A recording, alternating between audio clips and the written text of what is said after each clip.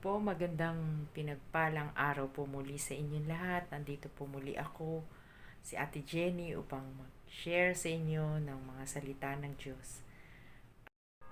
At kumusta naman po ang ating mga buhay sa araw-araw? Tayo ba ay nakaka-survive sa ating buhay? Dahil sa panahon ngayon, hindi natin alam kung paano natin pangangalagaan ang ating sarili, lalo na sa panahon ngayon na hindi pa rin natatapos ang pandemic na ito. But pag meron tayong God na sinasandalan, ay hindi natin namamalayan na lumilipas na pala ang araw at ganun na lang ang ating palad. Now, ang isi-share ko sa inyo ay tungkol sa shepherd. Ito ay makikita natin sa Psalm 23 verses 1 to 6. Ito ay isinulat ni King David. Ang sa Tagalog nito ay awit. Atin pong basahin ang Psalm 23. The Lord is my shepherd, I shall not want. He makes me to lie down in the green pastures. He leads me beside the still waters. He restores my soul. He leads me in the path of righteousness for His name's sake. Yeah, though I walk through the valley of the shadow of death, I will fear no evil, for you are with me. Your rod and your staff, they comfort me. You prepare a table before me in the presence of my enemies. You anoint my head with oil. My cup runs over. Surely goodness and mercy shall follow me all the days of my life, and I will dwell in the house of the Lord forever. Amen. Hallelujah. Let's pray.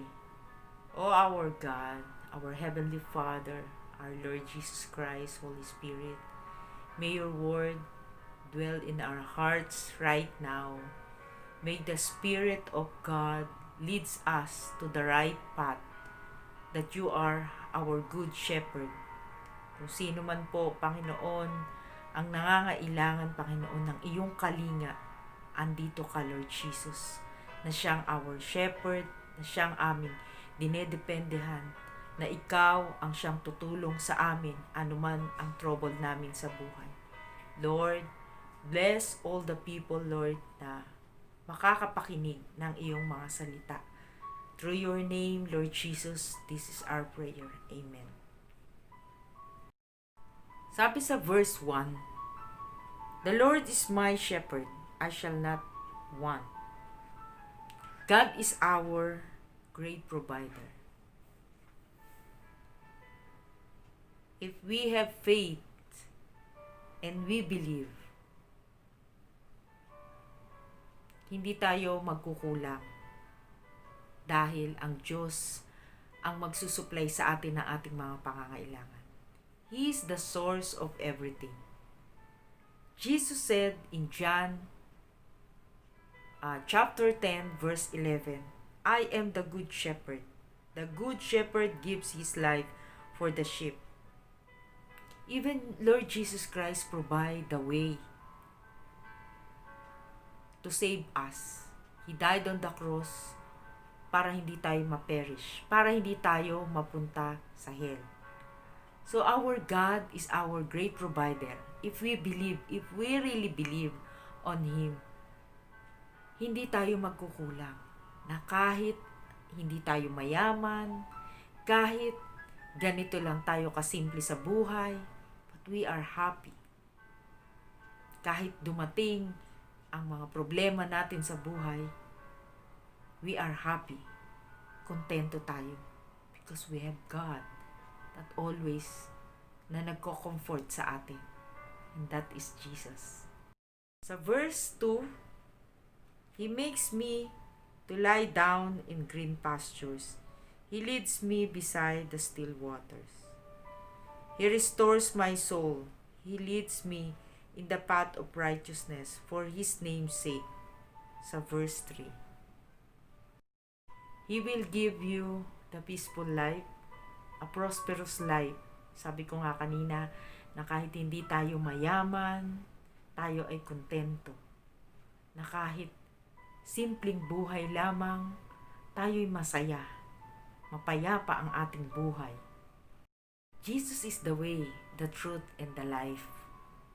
Our soul was lost before kung tayo'y walang relasyon sa ating Diyos. We were the enemy of God.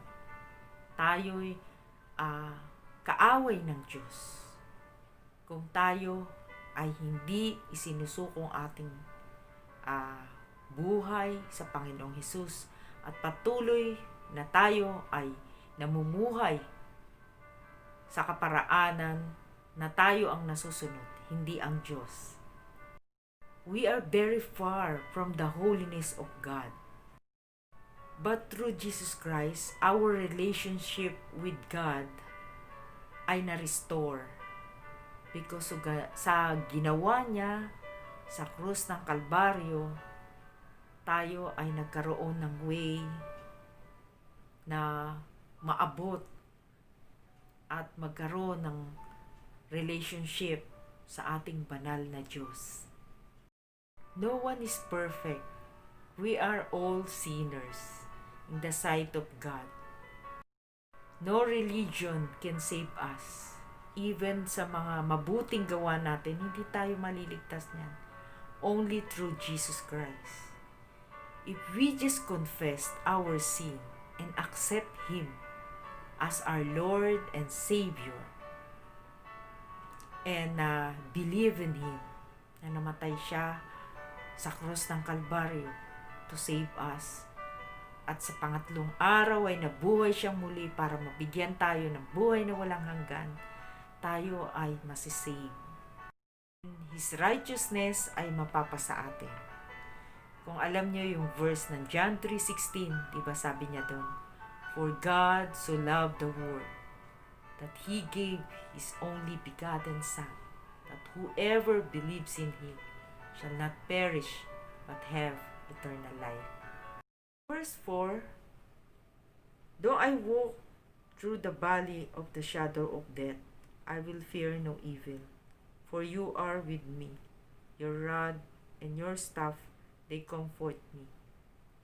Kahit dumating tayo sa hangganan ng ating buhay dito sa mundong ito, hindi tayo matatakot because we know God is with us. Buhay man o kamatayan, kasama natin ng Diyos. Kaya hindi dapat tayo matakot. At ang kanyang mga promises ang siyang magko-comfort sa atin. Sa verse 5, You prepare a table before me in the presence of my enemies.